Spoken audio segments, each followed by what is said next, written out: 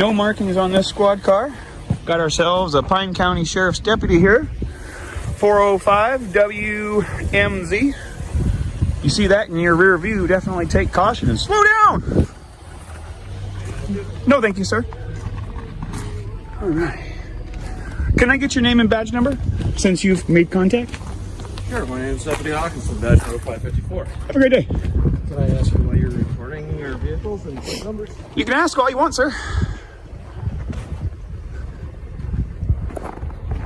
All right, we got another dirty vehicle. Love it.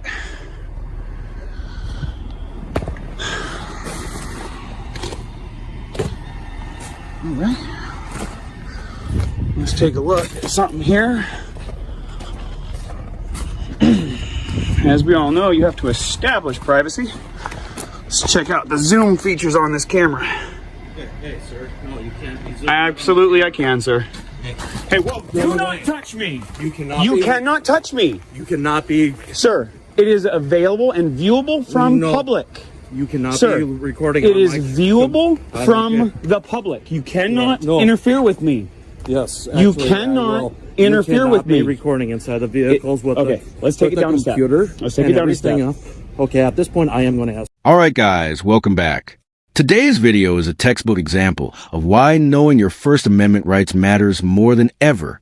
What starts as a man lawfully recording in public quickly turns into a power-hungry fishing expedition by unmarked officers who clearly don't understand. Or worse, don't care about the Constitution they swore to uphold. From the very beginning, we see a Pine County Sheriff's Deputy operating an unmarked squad car, immediately taking interest in a citizen doing nothing more than filming in plain view. The auditor calmly asserts his rights, asks for name and badge numbers, and makes it clear he is not interfering. But as usual, the simple act of recording sends certain officers into panic mode. This encounter sets the tone for what becomes a full-blown rights violation fueled by ego, ignorance, and intimidation tactics. For your identification. My ID? Why? Am I being detained? Do you want to start me a call? Hold on. The office. Am I being detained? I got a gentleman here trying to record inside squad. Day two. Yes. And why am I being detained? Now, because, like I just told you, you're recording. Is that a crime? Is that a crime? Data privacy laws? No, sir. You are required to create your own privacy. I am not required to do your privacy for you. How you doing, sir? What's your name and badge number?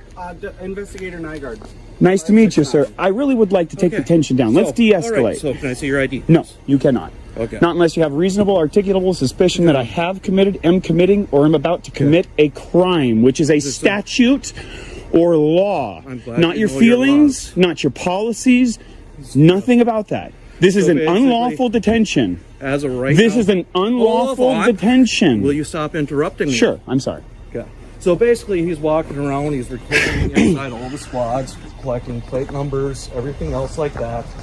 Came up to my squad and then started zooming in on the computer and stuff, which our computers is private information.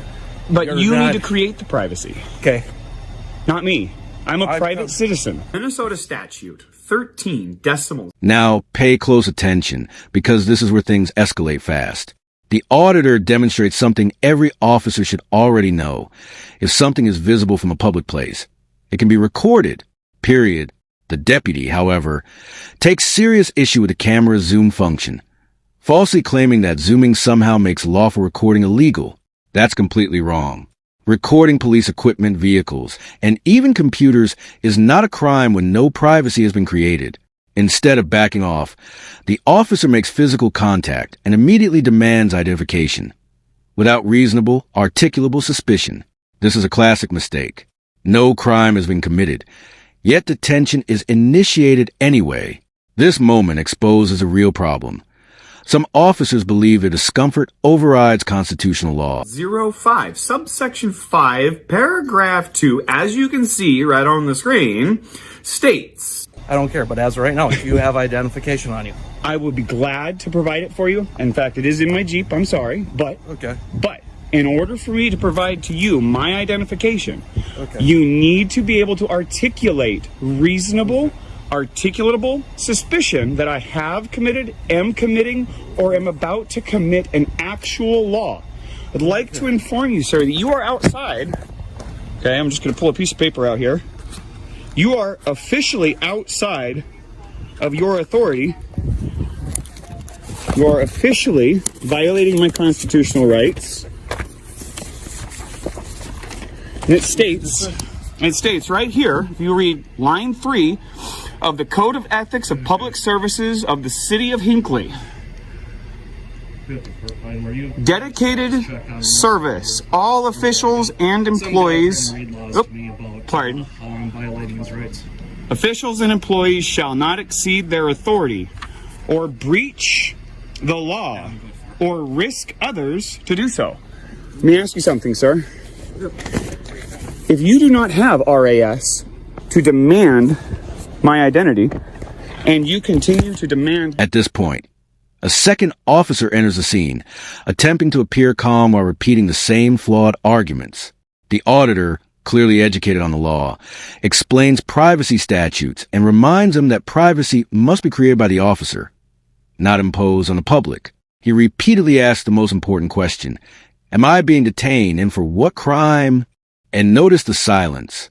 No statute, no law, just feelings and policy. The auditor even references Minnesota statutes and ethics codes, explaining that officers exceeding their authority are themselves violating the law. Instead of acknowledging the facts, officers double down, continuing to demand ID unlawfully. This is no longer confusion. It's willful ignorance. And that distinction matters. My identity. Is that violating the law? As of right now, like I explained to you, going inside, recording inside the computer and stuff, which is a violation of you data will privacy find it laws. is not.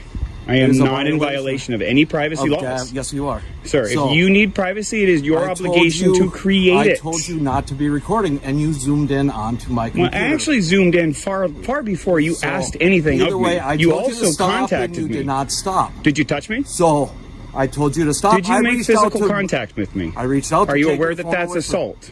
Okay. That I'm is not gonna simple debate battery. this with you. Well, then am I So- free to go? Do you have an ID with you? I do. Can I see Always. it, please? No, you may not.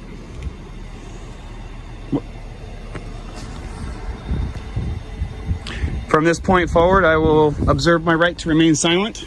I have nothing further to say to you without a lawyer present. That's fine. I'll just get a hold of my supervisor and I'll see what...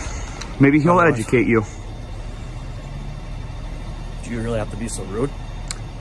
When my rights were violated and I was assaulted by somebody who was sworn to uphold my constitutional rights, I get pretty upset, sir. I'm so sorry to hear that. I'm sorry to hear that you don't know my rights or care about my rights, and you want to try and use tools of intimidation to take my rights away from me. I'm not going to have it. Take any rights away from Are you demanding? Things go from bad to worse when physical contact is addressed. The auditor correctly points out that touching someone without legal justification can constitute assault or battery. Rather than de-escalating, the officer continues pressing for ID, ignoring repeated explanations of constitutional requirements. When the auditor asserts his right to remain silent and requests a lawyer, that should have been the end of it, but it wasn't. Instead, the threat of a supervisor is used as a tool of intimidation, another common tactic.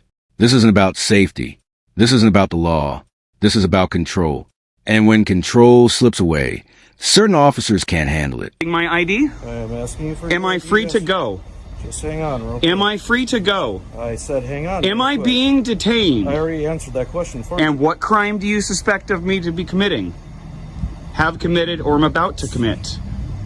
What law? You're being very quiet here, Mr. Nygaard. You understand what I'm doing here, don't you? Trying to figure out what's going on. Mind you, folks, this is day 2. And we've already got a cop who's addicted to identification. God, man, it's like crack to these people. Recording squads, going up the license plates. Everybody was very polite. Oh, we got State Popo. Look at this.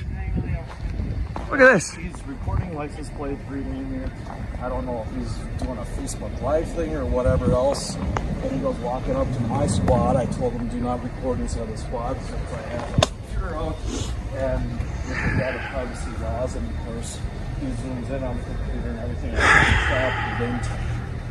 I reached. How you doing, ma'am? Pushed his arm away from Doing great, thanks. my window and This is Minnesota here for you folks. telling me that I'm violating. You asked me a question. Went great. Okay. It went great. Nobody violated my rights. Nobody interfered. By the way, you guys are interfering with. Day 2 of this interaction makes one thing painfully clear. Some officers are addicted to identification demands. Like a reflex, they reach for ID even when the law forbids it. More units arrive, including state police, and suddenly the scene turns into a show of authority meant to overwhelm a single citizen. Despite this, the auditor remains calm, professional, and firm, reminding officers that he's engaged in news gathering for public dissemination, a federally protected activity. He points out interference, names it clearly, and continues documenting everything. This is exactly why recording police is so important.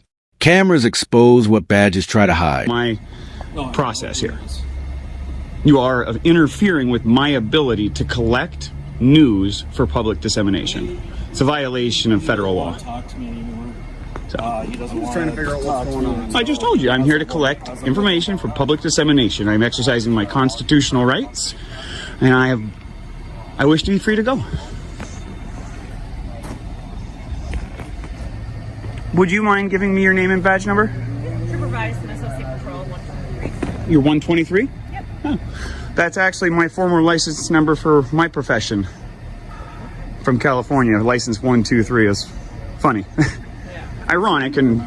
What's that? Easy number. Yeah, tell me about it. Nice. Yeah. Do you mind? I don't have any weapons. I'm a little cold. Can I put my hand in my pocket? Do you mind if I just check? I real do. quick, make sure? I do mind, but I will... I can kind of see that. I know that I'm under a Terry stop here right now. You're fine. Yeah. I know I'm on a Terry stop, and I know that gives you the right to pat me down, so... By the way, it's an unlawful Terry stop. Just so you know. For the record.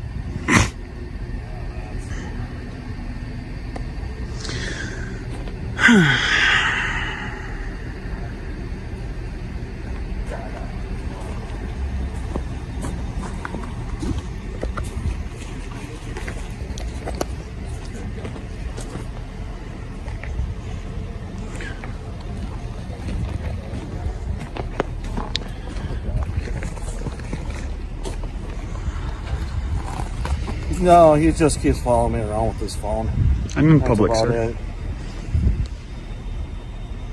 So, See? Now watch closely as the situation unravels. An unlawful Terry stop is acknowledged even by the auditor himself. Yet officers proceed anyway. The irony couldn't be thicker. Officers admit they are unsure what's going on, yet continue detaining him regardless. This is policing based on vibes, not law. One officer complains about being followed with camera while standing in public. Let that sink in. Public officials on public property, performing public duties, claiming victimhood because someone is exercising their rights. This is the mindset that leads to misconduct, lawsuits, and lost public trust. Hawkinson, Tyrant, in charge. oh, you're coming here? Okay. All right, yeah, if you want to talk with him and deal with it, that'll be great. I wish to be free to go. Well, if you want to leave, I wish to be Then- free from your detention, sir. okay, well, then you can leave. In the end, the supervisor confirms what we already knew. The auditor's rights were violated and he must be allowed to leave. And remember this, if you are free to leave, you are also free to stay. The Constitution doesn't bend to police preference. This entire encounter proves one thing loud and clear. Rights mean nothing if you don't know them, and even less if you're afraid to assert them. ID demands, unlawful detentions, intimidation. These are tools used when officers lack legal footing. That's why awareness is critical. Always record the police. Know your rights. Support channels that expose misconduct. And never let ignorance silence your freedom.